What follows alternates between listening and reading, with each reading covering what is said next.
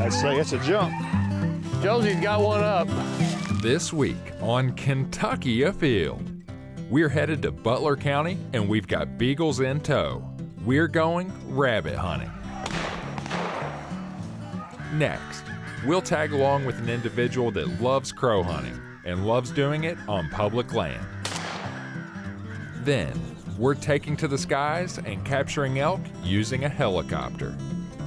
It's all next on Kentucky Afield. Kentucky Afield. Every week, Kentucky Afield brings you features on hunting and fishing across the state. What a nice fish. It's an opportunity to hopefully get that bird in play. Hey, we got another one over here. There he is. Ooh, a nice one too. Boy, he's healthy. What do we got? That was awesome. Got the first elk. Barely made it out of the field. Got one big smallmouth. Very nice. Double point, they're in there. There they go.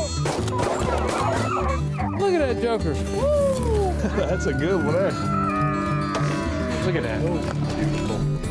Whoa, this is a good one. That's better than good, Chad. Hello, and welcome to Kentucky Afield. I'm your host, Chad Miles. Join us as we journey the Commonwealth in search of outdoor adventure. If you're a small game hunter and you like to rabbit hunt, you have a couple of weeks left depending on what part of the state you live in. And for me, there's not a better way to get outdoors and spend some time with friends.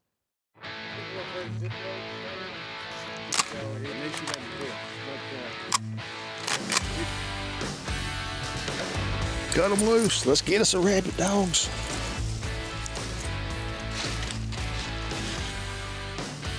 Hey, this way, this way. Get here to me, get here to me, get here to me. Who?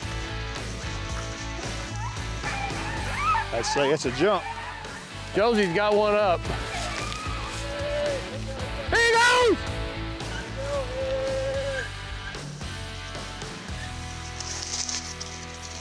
We're out here in Butler County this morning on this cool December morning. Got a pack of about 6 dogs on the ground, got some good old friends, and we're hoping to have a great day. Hopefully as soon as the ground thaws, we're gonna have fast rabbit running action all day. There he goes. He crossed the road. So they kept like running around right here. So I went up through here and saw them walking through there. They stopped, so I just shot them. Nice job. How far behind were the dogs? I don't know. You're pretty close, wasn't it? Yeah. They were catching up with him. That's a good job, buddy. I heard you shoot once, and I thought, well, it wasn't a second shot. Then I forgot you were hauling a single shot, so you know to make them count, right? Yeah. One shot's all you get. Well, good job. All right, let's get another one. Come on, come on, come on, come on, come on. He's in here, he's in here, he's in here, he's in here, he's in here. Get him, get him, get him, get him, get him, get him, get him. Here he goes! Here he goes! Here he goes!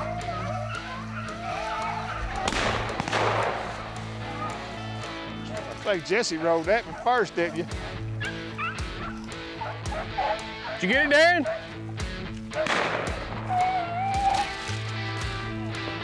Well, you jumped him. You should have got the shot. He quick on that single shot, boy.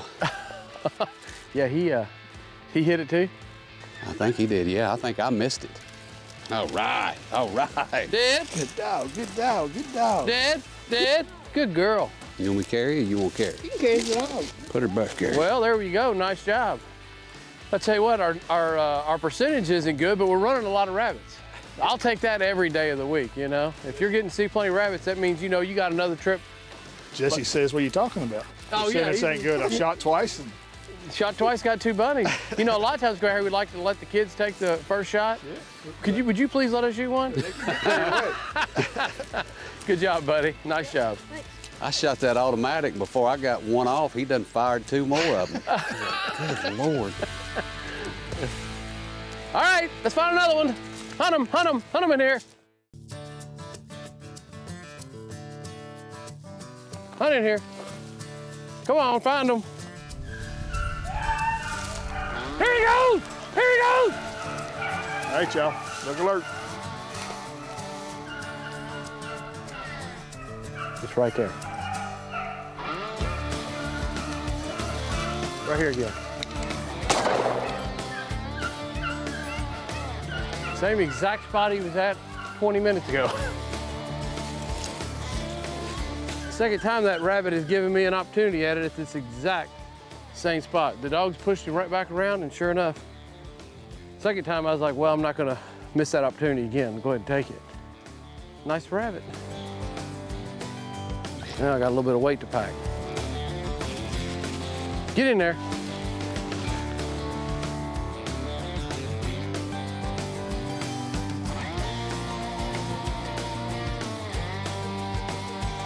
There he goes! Took a long shot. He ain't there yet. Coming at you. Hold on, hold on. Your way, Chad, right there.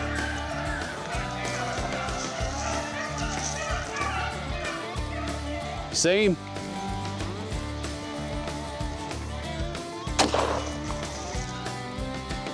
That was a good race. You know, this is why I always say that when you jump a rabbit, you want to stay close. Jump this rabbit right here. This gentleman right here, jump this rabbit. It ran all the way out, and that young gentleman was sitting back there. I said, he's in the best spot, he hadn't moved. Ran right behind him and shot, and they brought that rabbit all the way back around this field and slipped right back down through here again. He's literally laying right now within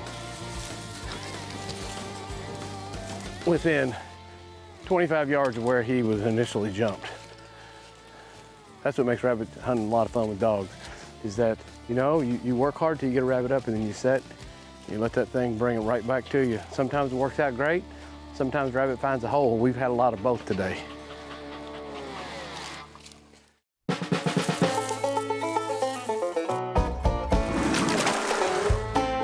Located in Butler County, just 28 miles south of Louisville, is Knob State Forest and Wildlife Management Area. This WMA is over 1,500 acres and offers excellent hunting and outdoor opportunities.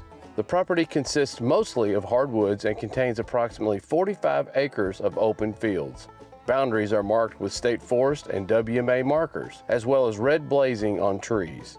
There are currently 3 small parking areas, 2 of which are on the south side of Crooked Creek Road. The third parking area is at KY 733. An information kiosk is at the first parking area, and there is a turnaround at the end of Crooked Creek Road. The best hunting opportunities are for deer, turkey, and squirrel due to the extensive woodlands. However, firearms may not be used to harvest deer, and trapping is by permit only. The fields along Crooked Creek Road may offer fruitful rabbit or quail hunting opportunities. Remember that wildlife management area users must abide by the Kentucky hunting, trapping, and fishing regulations. Also keep in mind that regulations on WMAs often differ from statewide regulations, so be sure to review the hunting guide or website for the specific WMA that you're hunting. For more information about this WMA or the latest regulations and restrictions that pertain to it, visit our website at FW.KY.GOV or call 1-800-858-1549.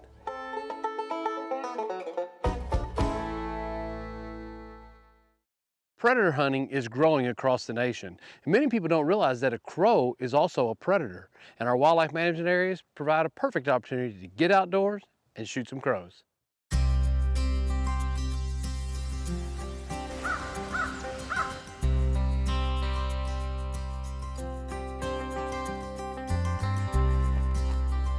It's a beautiful morning here in Kentucky. We're gonna be doing something a little different today. We're about to tuck in some cedars back here in the corner of this field, set up some decoys. We're gonna try to call in some crows. I kind of like this setup. It's a rolling hilltop here, and there's low cedar trees behind us, so we have good cover to kind of tuck in behind. We're still gonna wear full camouflage, face masks. And what's nice about these cedar trees being low is that if birds do come over, if it were tall, say hardwoods like oaks, they could fly on over those trees, be out of range.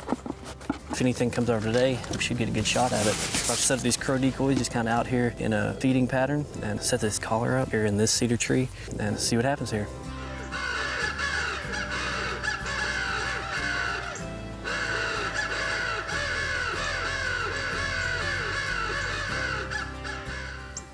Well, nothing came into the spot. First set of the day, but we've got plenty more to go and feel confident we can get some more birds in.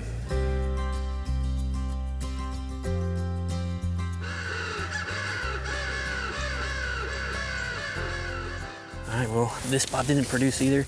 We've got one other spot on this farm that we're gonna try out. If we don't have any luck there, we're gonna head out to Taylorsville WMA and try to do some public hunting.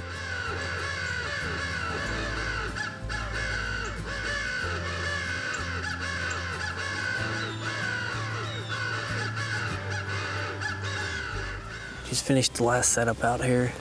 We had one come in, it looked kind of interested. I don't know what it is, but they certainly don't want to play by the rules. So we're gonna pack the trucks up, head down the road, and go to Taylorsville WMA and see what the flocks there are like. Maybe we'll have some better luck.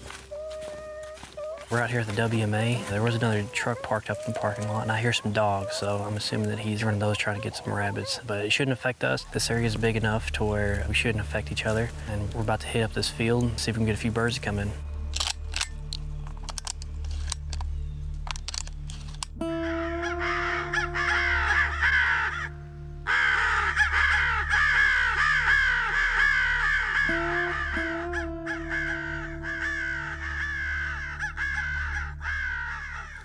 All right, we got one coming in over here. He turned. He's not wanting to come in. There's another one behind him though. He's coming in. Yeah, he's coming in.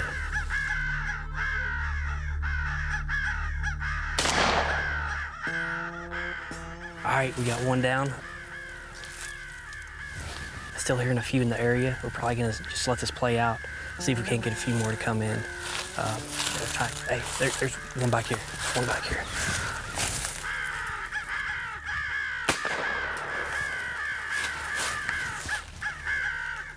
We just got our second one down off this set. I'm gonna go ahead and look for him first and then come back and look for that other bird. Should be right around here. There he is.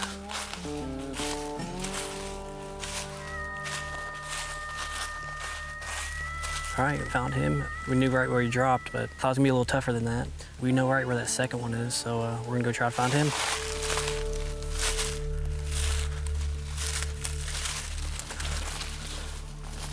All right. We weren't sure if we were gonna find him. This field's pretty thick, but luckily with crows, since they're solid black, it's high contrast. So they're a lot easier to spot than say if it were a dove out here. So that's number two. We're gonna go try to set up again and get a few more.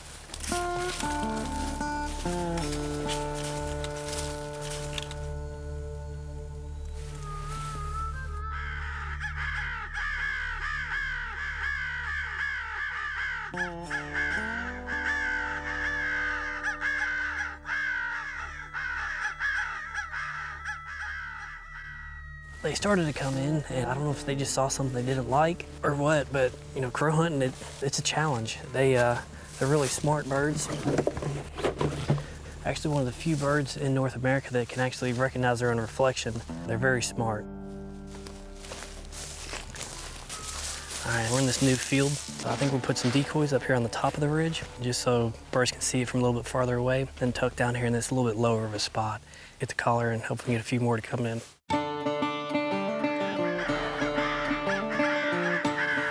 Right here. There's a few coming in on the right. They're going behind those trees. I think they're gonna come out. Yeah, here we go.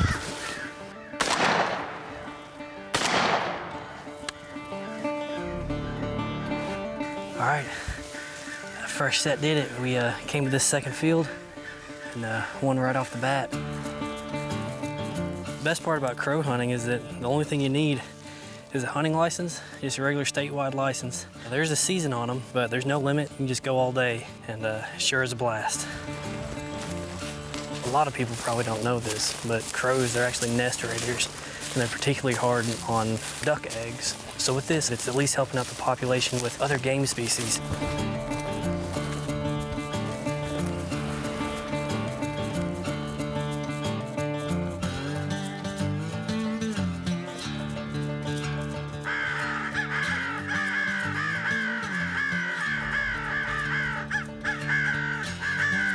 They're circling behind us. They don't want to come in all the way to gun range. We'll just wait them out. I think if we're patient, they'll come in. All right, here we go. I just need to clear those trees. All right, yep.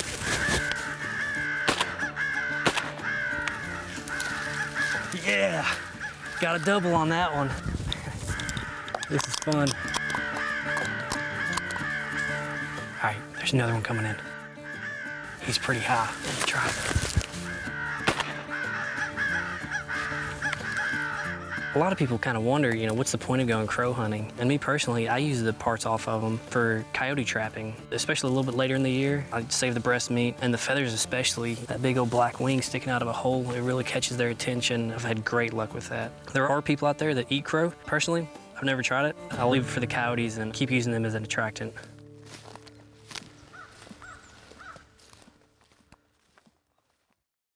There are many ways for biologists to gather data, but one of the best ways is by using their eyes and a bird's eye view. And the best place to get that is from a helicopter.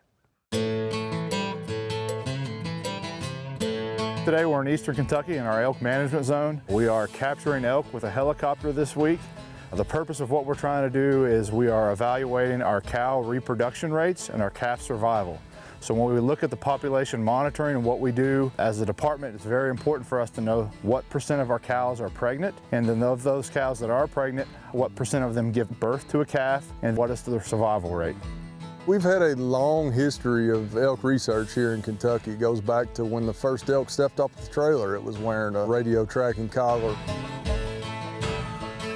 You know, elk in the east are a new thing, and we're more or less writing our own book on elk management in the east. So this research is critical. It's a big operation. We've got almost 25 people out here today.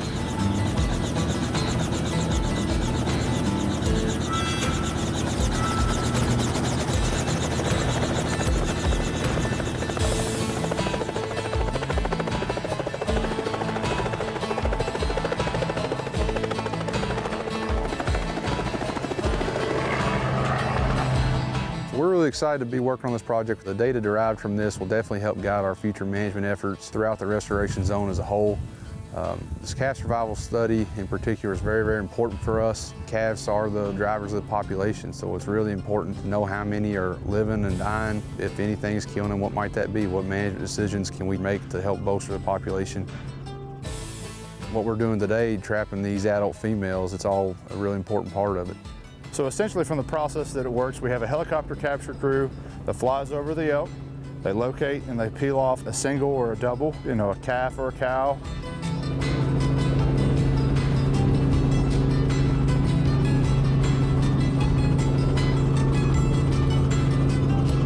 They then shoot a net over the animal. The animal becomes entangled. And then they drop a man out on the ground. They call him a mugger. Goes over to that elk.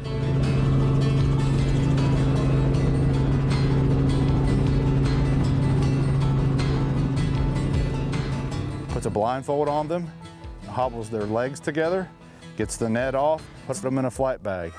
He would then radio the helicopter crew. She's all bagged up, Edge. The helicopter comes back in, drops a rope, hooks the elk up to the rope, and then they fly the elk to us. So they do everything in the field, capture, process, and prepare them for flight, and then they bring them to us. When we're slinging these animals from where they're captured to our drop zone locations, which may be up to 1 mile or 2 miles from where we're set up working the animals, the helicopter crew, you know, they position the animal in there in such a way that it keeps its internal organs safe, keeps its spine aligned properly, so we can minimize our risk for injury during the transportation process.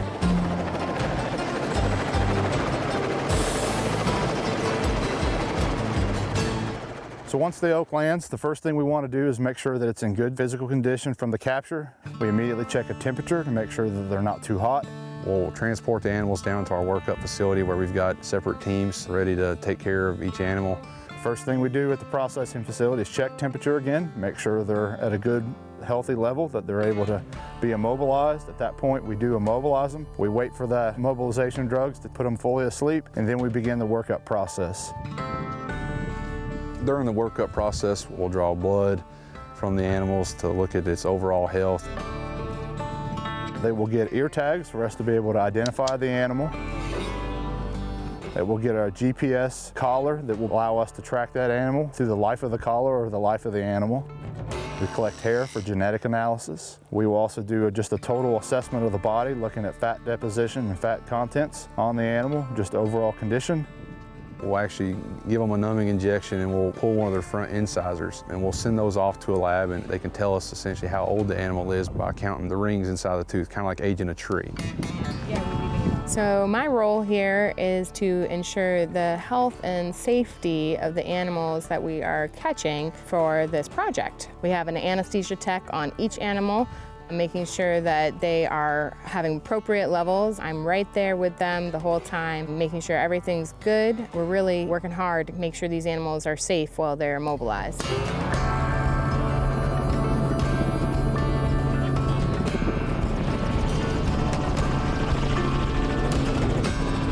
The animals do have a winter coat on, so if they come in just a little bit warm, we'll dump water on them or take other measures to make sure we get their temperature under control and we're doing everything safely and humanely as possible. We've got another one on the way. So during the workup process too, you'll see us consistently trying to move the animal around. We're just trying to make sure that it remains in a safer position, and particularly with its head, we'll try to make sure that it's upright and in a natural position the best it can. That allows the animal to breathe sufficiently. When the helicopter crew is bringing us animals, they typically will bring them into us 2 or 3 animals at a time. We do this for a couple reasons. Generally, we don't want to stress the herd too much. We have very firm, established chase times so that they're not stressed out too much. It gives us time to really pay attention to each and every animal that comes in to make sure that they get through this process safely. Part of this project is with the University of Kentucky. We have 2 graduate students that are on the project to help with the data analysis and the data composition. So I'm really excited to be a graduate student at UK working on this project with KDFWR, because I get to start to answer some of the questions that you all have and we all have about the elk herd here. We're looking at several management-focused questions in our research. So first off, we just want to know how much space these animals are using on the landscape. We can get that information from the collar data. This winter capture season here of adult elk is really kind of the precursor that sets us up nicely for our summer elk calf captures, where we'll be putting small transmitters on them and tracking them through their first year of life. So this time around we get to do an ultrasound to check her pregnancy status to see if she is pregnant or not. And then if she is pregnant, we'll insert a transmitter and that will give us a notification of when she gives birth so that we can more easily go out and find that calf. Here's the transmitter that we put into the pregnant cow.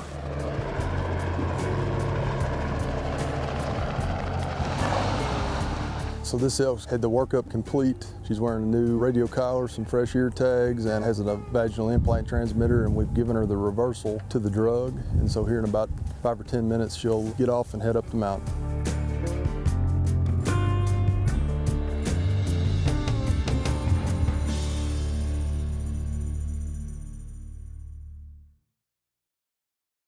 Now let's check in and see who else has been out having fun in this week's Ones That Didn't Get Away.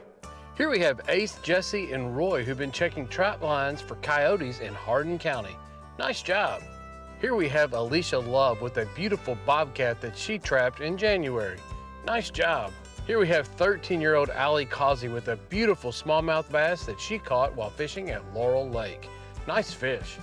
Check out these beautiful black crappie that were caught by Isaac Tackett. He caught these while fishing on New Year's Eve weekend. Nice job. Here we have a good friend of Kentucky Afield, Greg Brizendine, with a beautiful 21.5-inch smallmouth caught on Del Hollow Lake using the float and fly. Check out these 2 beautiful smallmouth bass that were caught by Tony Sweezy. These fish were caught on Green River Lake, throwing a jerkbait and a crawfish-colored crankbait. Nice job. As this big January freeze starts to wind down, I'm looking for more opportunities to get outdoors and spend some time with some friends. Hopefully you are too. And remember, hunting and fishing on private property is a privilege. Always ask permission and thank the landowner. Until next week, I'm your host, Chad Miles, and I hope to see you in the woods or on the water.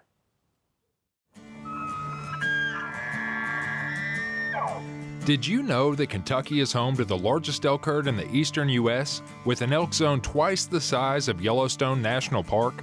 Look how big that animal is. I mean, this is just amazing. And we enjoy one of the most diverse fisheries in the country. Just ask Christine. Very nice. Woo! And by the way, Kentucky is known for being one of the top 5 states for trophy whitetails each year. Additionally, more than 100,000 Kentuckians have benefited from our conservation education programs like the Salado Wildlife Education Center, summer conservation camps, Good job. and our Learn to Hunt and Fish classes. Or did you know about the 1.6 million acres open to the public? These are just a few things that Kentucky's Department of Fish and Wildlife have helped preserve. This is one of several we have on the Kentucky River. She's got plenty of room in that nest for chicks. Who pays for conservation in Kentucky? Well, since the department receives no general fund state tax dollars, we rely on the sportsmen and women of the Commonwealth. He's been waiting years for that. So, if you enjoy Kentucky's resources, help us manage them by purchasing a hunting or fishing license today. You can do so by visiting FW.KY.GOV.